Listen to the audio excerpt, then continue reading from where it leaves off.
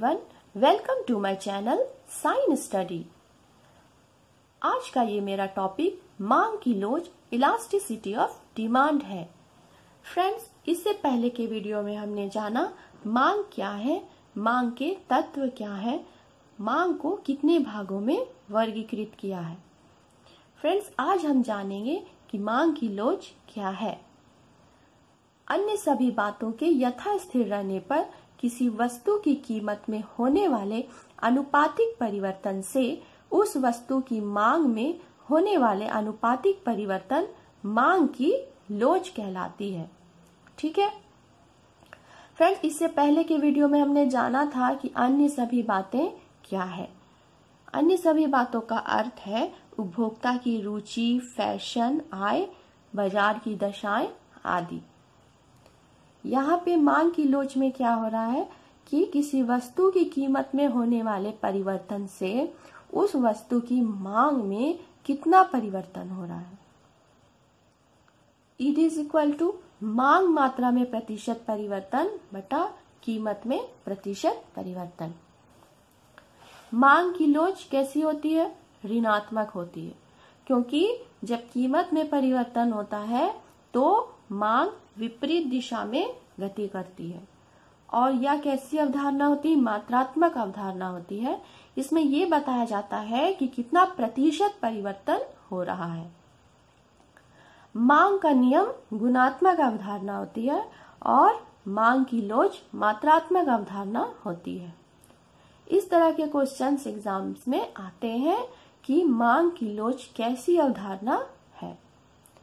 Friends, इसे अब हम एक एग्जाम्पल से समझते हैं। किसी वस्तु की कीमत 10 रुपए होने पर उसकी मांग कितनी थी? 20 थी। कीमत 10 रुपए से बढ़कर 15 रुपए हो जाने पर उसकी मांग घटकर 10 हो गई। तो मांग की लोच क्या है? पहले कीमत 10 रुपए थी तो उसकी मांग 20 थी। कीमत 10 रुपए से बढ़कर 15 रुपए हो गई तो उसकी मांग क्या हो गई? घट गई। ठीक है, तो इसमें निकालना है कि मांग की लोच क्या है। सबसे पहले हम यहाँ पे फॉर्मूला लिखते हैं। ईड इज इक्वल टू मांग मात्रा में प्रतिशत परिवर्तन बटा कीमत में प्रतिशत परिवर्तन। तो मांग मात्रा में प्रतिशत परिवर्तन कैसे निकालेंगे? मतलब 20 minus 10/20 into 100 is equal to 50%। ये प्रतिशत परिवर्तन है। उसी तरह से कीमत में प्रतिशत परिवर्तन 15 माइनस 10/10 इंटू 100 निकला है 50%। ईड इज इक्वल टू फॉर्मूला में बैठा देते हैं 50% बाय 50% इज इक्वल टू 1। ऋणात्मक अवधारणा होती है। किसी वस्तु की मांग लोच, एक नेक्स्ट क्वेश्चन है। किसी वस्तु की मांग लोच 0.5 है तथा कीमत में 100% की कमी हो रही है, तो उस वस्तु की मांग क्या होगी? यहाँ पे क्या है? मांग लोच दिया हुआ है और कीमत में 100% की कमी हो रही है, तो उस वस्तु की मांग क्या होगी ये बताना है। ईड इज इक्वल टू मांग मात्रा में प्रतिशत परिवर्तन बटा कीमत में प्रतिशत परिवर्तन, और मांग की लोच कितना है? 0.5। मांग मात्रा में प्रतिशत परिवर्तन हमें निकालना है और कीमत में प्रतिशत परिवर्तन दिया हुआ है 100। तो इस तरह से ये क्रॉस मल्टीप्लीकेशन हो जा रहा है। 0.5/10 इंटू 100 इज इक्वल टू 50% वृद्धि होगी। ठीक है फ्रेंड्स, यहाँ पे हम इस तरह से जानेंगे कि अगर कीमत में 100% की कमी हो रही है, कीमत में 100% की कमी हो रही है तो मांग में क्या होगा? वृद्धि होगी। ठीक है, मांग में क्या होगी? वृद्धि होगी। ठीक है फ्रेंड्स, आगे हम देखते हैं मांग की लोच श्रेणियां। ठीक है, मांग की लोच कितने प्रकार के होते हैं? मांग की लोच इकाई, इकाई से अधिक, इकाई से कम, शून्य, अनंत हो सकती है। इकाई लोच मांग क्या है? इकाई लोच इकाई के बराबर मांग लोच। ठीक है, Ed is equal to 1।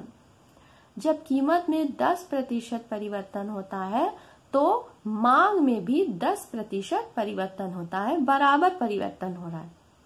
ईड is equal to 10% by 10% is equal to 1। इसे हम एक यहाँ पे फिगर में भी देख रहे हैं। जितना की कीमत में परिवर्तन हो रहा है उतना ही मांग मात्रा में परिवर्तन हो रहा है। डी मांग वक्र है। ठीक है, एक मांग वक्र का विशेष रूप है अति परवलयाकार। जब मांग वक्र अति परवलयाकार होती है तो मांग की लोच मांग वक्र के सभी बिंदुओं पर इकाई के बराबर होती है। रेक्टेंगुलर हाइपरबोला है और ये क्या हो रहा है कि इकाई के बराबर हो रही, सभी बिंदुओं पर इकाई के बराबर हो रही है। ठीक है फ्रेंड्स, आगे हम देखते हैं मांग की लोच इकाई से अधिक, ईडी इज ग्रेटर देन 1। जब मांगी गई मात्रा में परिवर्तन कीमत में परिवर्तन के अनुपात में अधिक हो तो मांग की लोच क्या होगी, इकाई से अधिक होगी।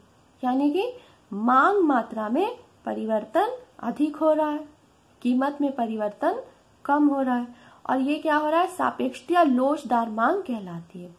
विलासिता वस्तुओं में होती है। कीमत में क्या हो रहा है, अगर थोड़ी सी भी कमी होती है तो मांग में अधिक परिवर्तन हो जाता है। जैसे कि सोने की कीमत में कमी होने पर लोग अधिक खरीदने लगते हैं, उसकी मांग क्या हो जाती है, बढ़ जाती है। यदि कीमत में 20% परिवर्तन हो रहा है तो मांगी गई मात्रा में 40% परिवर्तन हो रहा है। ठीक है, मांग में अधिक परिवर्तन हो रहा है, मांग मात्रा में अधिक परिवर्तन हो रहा है। Ed is equal to 40% by 20% is equal to 2। ठीक है, और ये मांग वक्र है। इकाई से कम लोच, जब मांगी गई मात्रा में परिवर्तन कीमत में परिवर्तन के अनुपात से कम हो। इसमें क्या हो रहा है, मांगी गई मात्रा में परिवर्तन क्या हो रहा है, कम हो रहा है, तो मांग की कीमत लोच क्या हो रही है, इकाई से कम हो रही है। जब कीमत में अधिक परिवर्तन होने से मांग में कम परिवर्तन हो रहा है। ठीक है, कीमत में अधिक परिवर्तन हो रहा है और मांग में कम परिवर्तन हो रहा है। जब कीमत में 20% परिवर्तन हो रही है तो मांगी गई मात्रा में कितना परिवर्तन हो रहा है, 10%। ED is equal to 10% by 20% is equal to 1/2, 1 से कम। ठीक है फ्रेंड्स, आगे हम इसे देख रहे हैं, इसे हम सापेक्षता बेलोचदार मांग भी कहते हैं।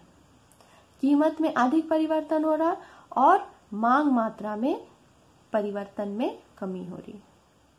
ठीक है, आगे हम देखते हैं शून्य लोच, ईडी इज इक्वल टू 0। मांग की लोच शून्य तब होती है जब कीमत में कितना भी परिवर्तन हो पर मांगी गई मात्रा में बिल्कुल कोई परिवर्तन नहीं हो रहा। ठीक है, इस स्थिति में मांग की कीमत लोच क्या होती है, बिल्कुल बेलोच होती है। मांगी गई मात्रा में कोई परिवर्तन नहीं हो रहा है। कीमत में 20% परिवर्तन होने पर मांगी गई मात्रा में कोई परिवर्तन नहीं हो रहा है। ED is equal to 0/20% is equal to 0। इसे हम क्या कहते हैं, पूर्णतया बेलोचदार मांग कहते हैं। ठीक है, जिसमें क्या हो रहा है, मांग मात्रा में कोई परिवर्तन नहीं हो रहा है। इसे हम एक यहाँ पे फिगर से भी देख रहे हैं, यहाँ पे मांग में कोई परिवर्तन नहीं हो रहा है।